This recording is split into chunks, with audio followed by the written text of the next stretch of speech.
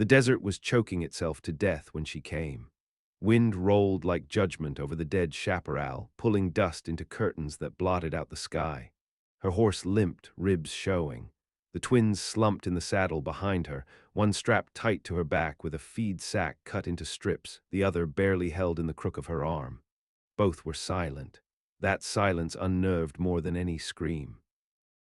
She crested the last rise above Hollow Bend as the sun dropped like a gallows rope in the west. The ranch lay wide in the valley floor, fenced with split-trail bones and crawling with the yellow sickness of dusk. No smoke rose from the house. No dogs barked. But she rode on, not because she had hope, she'd burned through that 3 towns ago, but because she had nothing left except their breath, thin and failing against her skin. His name was Coulter Dune, though few said it aloud anymore. He kept to the edge of things, repairing fence posts and burying trespassers in the same quiet way. People had stopped riding out his way after the Dent boys vanished, and before that the preacher's wife. Whether it was justice or something colder, nobody asked. But they knew what they saw. He returned alone, blood dried in half-moons on his knuckles. She rode up anyway, rode past the post that once bore a lantern, past the trough filled with green water, and dismounted in silence. Her legs shook as she walked, holding both children now, sweat blackening her dress from neck to thigh. He stepped out from the barn, a pitchfork in one hand, eyes unreadable beneath the brim of his hat. He said nothing. Neither did she. For one long moment the only sound was the wind dragging itself through brittle weeds. Then the woman fell to her knees. "They're dying," she said. "They ain't got till morning." He didn't move, but his jaw tensed once. He looked at the twins, thin things, maybe 6 years old, their hair matted, their lips blue at the corners. One had a fever so hot her skin steamed against the cold air. The other was cold already, breathing shallow, dying without drama. Coulter turned, opened the barn door wider. "Inside," he said, "I got fire and lye soap. Water too, if the pump ain't froze." She carried them past him, every step a prayer made of pure will. He didn't help her, not with the twins, not with the door, but he didn't stop her either. The barn was warmer than she expected. A wood stove hissed in one corner, its pipe reaching up into the rafters. There was a cot and hay piled high and sacks of flour tied shut with old ribbon. She laid the children down. "What's their names?" he asked. She hesitated, then Mercy and Ruth. He nodded once. "I got whiskey," he said, "and vinegar for wounds." "They're not wounded, they're just broke." He didn't answer, just set down the pitchfork, poured a basin of water, and knelt beside them. She watched as he moved with careful hands. He didn't flinch at the fever heat. He didn't speak comfort either. He washed their faces, checked their eyes, their bellies, their feet. Ruth, the colder one, didn't stir. Mercy whimpered once but said no words. "What happened?" he asked. "We were in Gallow Creek, got cornered, something in the well, they said. Whole town took sick, we ran, nobody followed." "You alone?" She stared at the floor. "Their father's dead." "Yours?" She didn't speak. Night fell without ceremony. Coyotes howled in the east and were answered by none. The land was too quiet, like it knew something was breaking. The twins breathed raggedly through the dark. Coulter stayed near them.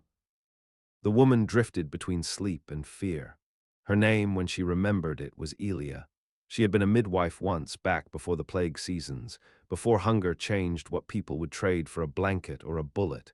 She had buried 2 older children already. These 2 were what remained. They had her husband's eyes. He'd died begging her to keep them safe, and she had tried. God help her, she had tried. Sometime past midnight, Ruth began to convulse. Elia lunged to hold her still, but Coulter pulled her back. "She'll break her own bones," he said. "Let her ride it out." "But she needs to burn the poison out, same as a rattler bite." Ruth stiffened like a bowstring, arched. then dropped limp. Elia screamed. "She's not gone," he said. "Listen." And there it was, faint but steady, breathing, still in her chest, still alive. They waited, watching. Elia did not sleep again. By dawn, the girl had stabilized. Coulter stood at the barn door, looking out at the world like it had wronged him personally. "What now?" she asked. He didn't answer at first. Then, "You brought death to my doorstep, Miss Elia, not just theirs, the kind that don't leave. Gallow Creek, been dead a week. Whatever chased you out won't stop riding." "They're better," she said. "They'll live." He looked at her hard, then nodded once. "They might, but the town won't." Coulter built a fire behind the barn at first light. The sky was still the color of an old bruise, clouds moving low and fast like something hunted. Elia sat cross-legged on a grain sack, her dress stiff with salt sweat, hair fallen loose in ropes. She didn't speak unless spoken to, but she watched him closely now, like a woman waiting for the snake to strike, even if it hadn't coiled yet. Inside, the twins slept. Ruth's color had returned to her lips, a dull rose. Mercy muttered in dreams. Elia had tried to wake them, but their bodies wouldn't let them rise yet. She knew enough about illness to recognize the grip hadn't fully loosened. They needed rest and quiet and warmth. Coulter didn't ask her to leave. He didn't ask anything. But when she reached for one of his pans to cook the cornmeal she found, he didn't stop her. That was permission enough. The food was simple: hot water, cracked grain, a pinch of salt if you were lucky. They ate in silence. He sat with his back against the barn wall, shotgun across his knees, not because of her, because of what might follow. "You seen any riders?" she asked finally. "Just birds, ones that don't sing." She stirred the mush, stared at the pale scrape of sky. "There's something following us," she said. "Not men, not anymore." Coulter didn't flinch. "I know." He tossed a match into the fire. It caught with a hiss, and he watched it curl. "Last winter," he said, "3 boys came here. Young, one was coughing blood. I didn't let them in. Next day they were dead outside the fence. Faces blistered, tongues turned black. I buried them under the cottonwood." Elia didn't reply. The wind snapped her shawl around her shoulders. "That's what follows you," he said. "A sickness that don't act right, and worse than that, people who carry it after their eyes turn white." Her hand tightened around the spoon. "In Gallow Creek they burned their own, but it didn't help. I saw a girl walk into the church, all split at the mouth, still smiling. Everyone she touched started bleeding from their ears." She didn't need to say more. Coulter had seen enough bad in his life to believe the worst without needing details. He only asked one question. "You ever seen M die proper?" "No," she said. "They don't fall like men, just stop moving." That day, Coulter boarded up the barn's main doors, nailed crossbeams into the frame, packed flour sacks into the cracks to keep out wind or anything it might carry. He hauled a rusted pump action from under the floorboards of the house and handed it to her without ceremony. "You know how to use it." She nodded. "Shot my husband's brother once, missed the heart. He stopped trying." Coulter gave a tight smile that didn't reach his eyes. They set watches, took turns. Nights were worse. Mercy cried in her sleep, and Ruth muttered words Elia didn't understand, like names spoken backward. Twice Coulter walked the fence line with his lantern low, eyes scanning for footprints in the frost. Once he found some, barefoot, toes splayed, deep enough to leave prints but not enough weight for a grown man. They led nowhere, began and ended 10 yards from the fence. He didn't tell Elia. By the 3rd day, the twins began to stir. Mercy sat up first. Her eyes looked different, sharper, not fever bright, just wide and seeing. She didn't cry, didn't speak either. She only reached for Ruth and curled around her sister like a limb. That same morning, the crows returned. Coulter noticed first, standing in the field, sharpening a blade. They flew in from the north, 5, then 7, then 15, circling above the town below the ridge like black embers caught in a slow wind. No cause, no sound, just orbit.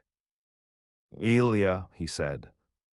She stepped out, saw the birds, and went still. "That's how it started in Gallo," she said. That night the sky turned red, not with fire, there was no smoke, but the clouds burned low like they reflected something below the earth. Ruth woke and said one word. "Mama." Elia pressed her hand to the girl's cheek, cold again. "She's slipping," Elia said. Coulter nodded. "I'll fetch the pine box." "No," she said, "not yet, she's not gone. I'm not burying her after she turns." That silenced Elia, but her hand never left Ruth's forehead. Outside, the wind changed. It no longer came from the west, but rose from the town below. It carried ash on it, and something else. A sweet rot like fruit left too long in a cellar. They stayed awake that night, all three. Elia sat between the girls. Coulter oiled the shotgun, then loaded the rifle. A storm tried to build but couldn't. The land held its breath. Just before dawn, someone knocked at the barn. Not pounded, not demanded, knocked. 3 times, slow, measured. Elia went white. Coulter stood, stepped toward the door. "Don't," she said. But he did open the latch, not wide, just enough to see. It was a woman or something shaped like one. Her face was raw, as if scraped down to muscle. Her dress was white but soaked through in black mud. Her arms hung wrong, loose, like the joints had been boiled. She smiled without lips. "You took what was mine," she said. Her voice was not her own. Coulter shut the door, turned the lock. Elia clutched her daughters to her chest. Outside, the knock came again. 3 times, slower. Coulter took out a bottle from the shelf above the stove, poured it neat, drank it without pause. He didn't speak for a long while, neither did Elia. When the sun rose, the knocking had stopped. The wind had died, the prints beneath the door had vanished. But in the hills, smoke was rising, and not from any chimney. They'd brought death to his doorstep, and now it had passed the threshold. And Hollow Bend, quiet, ugly little town that it was, would not live to see another dusk untouched. By noon, the first rider came out of Hollow Bend. Coulter spotted him through the glass slit in the loft, a black dot wobbling through the pale haze, weaving between sage and stone like a drunk or a dying man. He didn't carry a rifle, didn't ride fast. The horse was ash-colored, ribs showing. Its hooves kicked up nothing. The earth was too dry, too starved of moisture to dust properly anymore. Coulter didn't blink, just watched. "He ain't right," Elia said from below. "No," Coulter said, "he's not." The rider was closer now, hatless, blood across the front of his shirt, some of it old, some of it wet. He had no saddle, just a blanket thrown over the horse's spine, and in his lap he cradled something. A child. Except it was, the size was right, but the shape was wrong. It didn't move, and its limbs bent backward. Elia clutched her daughters to her again. Mercy was awake, whispering to Ruth, who hadn't spoken since the night of the knock. Her eyes were open, but empty now. She stared at the slats in the barn roof, unmoving. "We can't let him get close," Elia said. Coulter didn't answer. He went outside instead. The wind had the taste of copper now. The sun was flat and hot, but gave no warmth. He walked down the slope slow, no rifle, just a hammer hanging from his belt, and waited by the fence. The rider stopped 10 yards out. His eyes were milk-white, skin cracked around the mouth, teeth black. "You took her," he said. His voice gurgled, as though half of it drowned before it reached the throat. Coulter said nothing.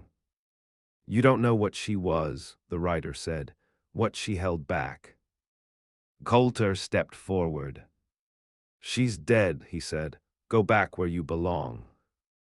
The rider laughed then, a dry sound like leaves burning in wind. We don't die, we wait. Then he dropped the thing in his lap. It hit the dirt like meat. The horse bolted, blind and stumbling, and the rider let it go. He stood a moment longer, mouth working soundlessly, then fell to his knees. His chest caved inward like something bit from the inside, ribs snapping sharp through his shirt. Blood fountained once. Then he stilled. Coulter burned the body where it fell. The stink of it lasted through the next 2 sunrises. That night, Elia took Ruth outside and held her under the stars. The girl hadn't blinked in hours. Mercy clung to Coulter's leg, quiet, watching. She's fading, Elia said, and I can't bring her back. She's not turned, Coulter said, yet. But she's going. He saw it now, not just illness, something deeper, like her soul had already begun walking west. She wasn't crying, wasn't sweating, just leaving. Coulter knelt, took the girl's hand. It felt like cold bread dough. She doesn't fear it, he said. Elia looked up. Her face was hollow. I do. That night they dug a hole, not deep, just far enough. If she died, they'd bury her fast, before anything else could claim her. But she didn't die, not that night, nor the next. Instead, she began to speak again. Not in English, not in any tongue Elia knew, but words came in whispers, fast, soft, like prayer or warning. And Mercy, who had not spoken since Hollow Bend, began repeating them. Coulter listened once, leaning near. He stepped back quickly, face pale. Where did they learn that? He asked. Elia shook her head. They didn't. That was when he brought out the map. An old thing, all stained and half-torn, edges frayed like a forgotten flag. He spread it across the cot inside the barn, lit a lantern low, and pointed to a spot high in the canyon's north. There's a chapel, he said, stone and timber, built by a sect that died before the war. They called it the Anchor. Elia leaned over. The twins curled nearby, silent again. What about it? They built it to bind something, a long time ago, something older than them. You believe that? I believe worse. He traced a path with his finger, jagged, following dried riverbeds and abandoned tracks. We can't stay here, not with Hollow Bend turning. Elia nodded. The next morning they packed, what little they could, flour, dried beans, bullets. Ruth was bundled in cloth and lashed gently to Elia's back. Mercy walked on her own. Coulter had one horse left. He led it. The others had either wandered or died in their stalls from fright or thirst. The barn doors creaked as they opened for the last time. The air outside was wrong, still, sweet, like syrup gone sour. They didn't speak, they just left. By sundown, Hollow Bend had grown quiet. Not empty. Quiet. They saw it from the ridge hours later. The building stood untouched, but all the windows stared black. Smoke hung without wind. The birds circled lower now, watching, waiting. We can't look back, Elia said. No, Coulter said. That place is already buried, just hasn't noticed. They rode into the canyons that night. Sandstone walls rose like broken teeth, the sky narrowed to a slit above. Cold crept in again, tighter than before. That's when the girls began humming. Not a tune. A rhythm. Same in both mouths, same as Ruth's whispers, same as the rider's gurgled threats, same as the knock at the door. 3 slow beats, then silence. Then 3 again. Coulter turned in his saddle. If we can't reach the anchor in 3 days, he said, we'll be riding into something worse than death. Elia looked at her daughters. I know, she said, but she rode on. Behind them, something followed. Not close, not fast, but steady, like a rope tightening with every breath. The canyon closed around them like a coffin half shut.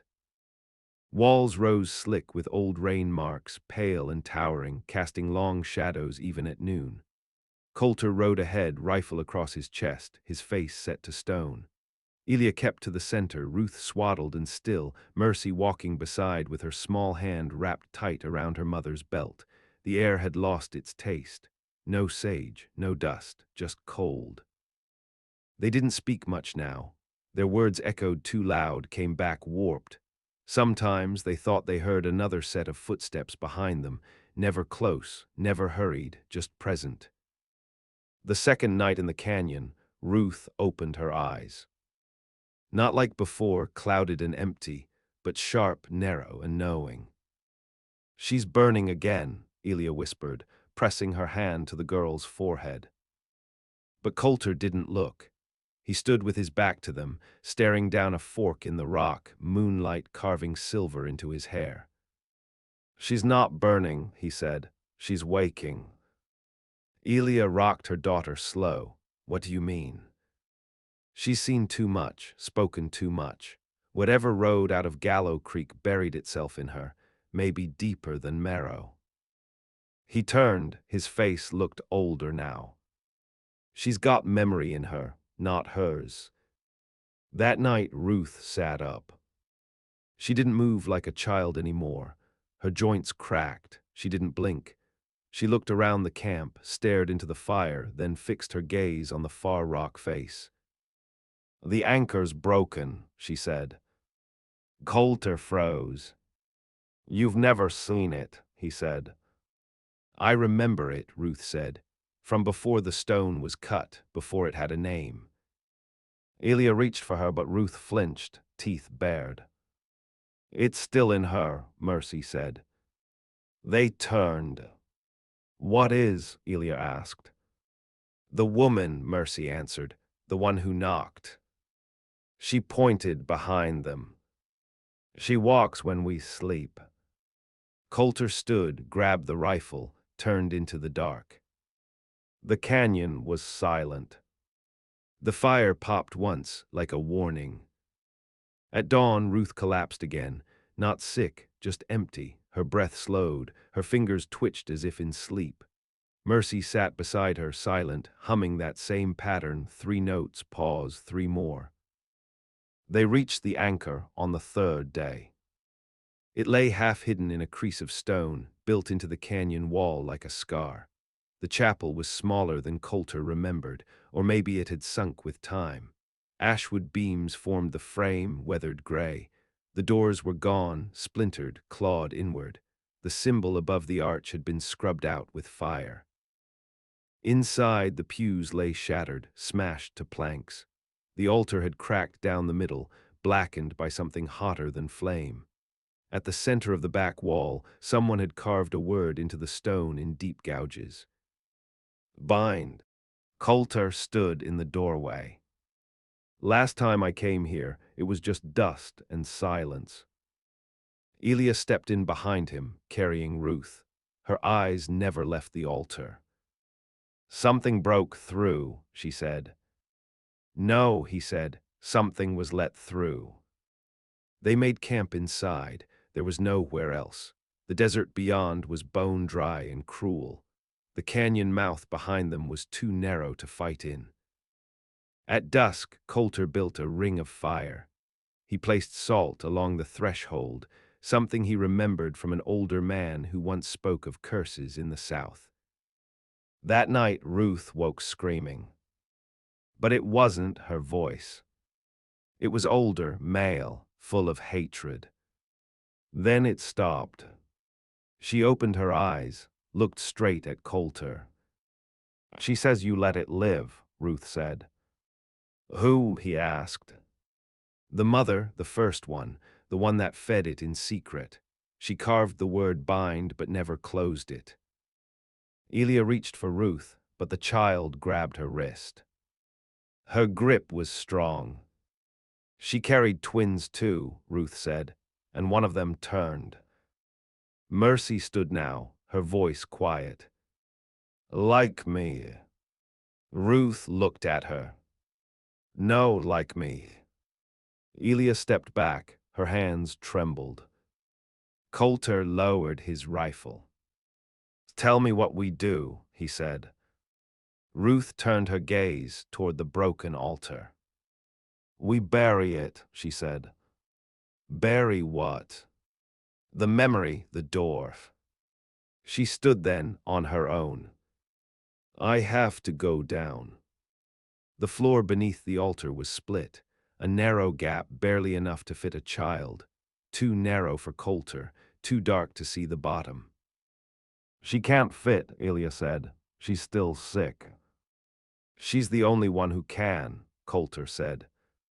Mercy stepped beside her sister, clasped her hand. I'll go too. Elia dropped to her knees. No. You don't understand, Ruth said. She has to come, I won't come back up. Elia's mouth opened. No sound came. Then Coulter knelt. They were meant for something, he said, something we were. You believe that. I believe in patterns, and nothing else fits. They wrapped the girls in shawls, tied rope to their waists, lit a lantern, lowered them down. Elia knelt, hands bleeding from the rope. Her eyes didn't leave the dark. The girls vanished below. Time passed. No sound. Then the rope went taut. Then loose again. They pulled it up. Empty. No girls. Just the shawls, torn and soaked. Coulter stared into the hole. Elia didn't scream.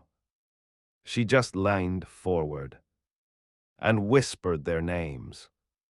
They stayed at the anchor 3 more days. Elia refused to leave the hole. She slept beside it if sleep came at all, her shawl wrapped around the shredded cloth the twins had worn. Her eyes were vacant, her voice gone. Sometimes she whispered their names. Sometimes she didn't move for hours. Coulter brought her water. She never drank, brought food. She never ate. She just watched the stone. The rope was gone. Nothing left but the narrow black slit in the floor beneath the altar, colder now than it had been before.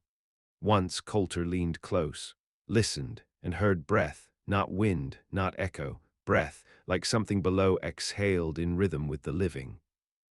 He sealed the gap on the 4th day, took old boards from the shattered pews, stacked them crosswise, and hammered until the cracks gave no light. Then he salted it, ringed it with ash from the fire they built the night the girls vanished. Elia watched him work, said nothing. Her hands rested on her knees, stained with dirt and blood.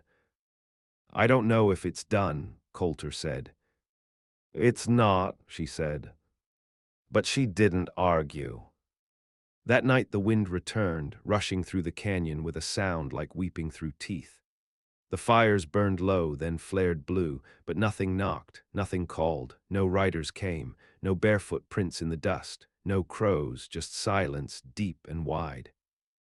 Coulter walked the ridge before dawn, looked out over the desert, cracked and glinting under the first pale light. Hollow Bend lay far to the south, a stain of smoke where buildings once stood. No life moved there now, just a shape, low and pulsing, like something buried just beneath the crust. He didn't go back. He returned to the chapel, found Elia still awake. I'll ride east, he said. Find others if there are any. She looked up, her voice dry. There won't be. I know. He waited. You coming with me? She shook her head once. My daughters are in the earth, she said, and something else is with them. I'll stay, watch the stones. Coulter looked at her for a long time, then handed her the shotgun. A single round loaded. Carved into the stock was a cross, crude and uneven. "If it rises again," he said, "aim for the mouth." She took the gun without thanks. He left that morning, said no goodbye. The road out of the canyon was slow, winding, half buried in shale. He didn't look back until he reached the ridge. There he turned once, saw the anchor below, small as a grave marker. No smoke, no movement. Just a shadow cast wrong on the rocks, like a figure sitting beneath the door. Alia stayed. The seasons shifted, the world changed. And the girls' voices were never heard again. But in the far towns, stories began. Of wind that never settled. Of wells that ran black. Of a chapel lost in stone, where a woman sat watch forever, whispering old names to the earth. And in Hollow Bend, where once a town had stood, the ground bloomed thick with white flowers. No roots. No seeds. Just petals shaped like small hands. Waiting.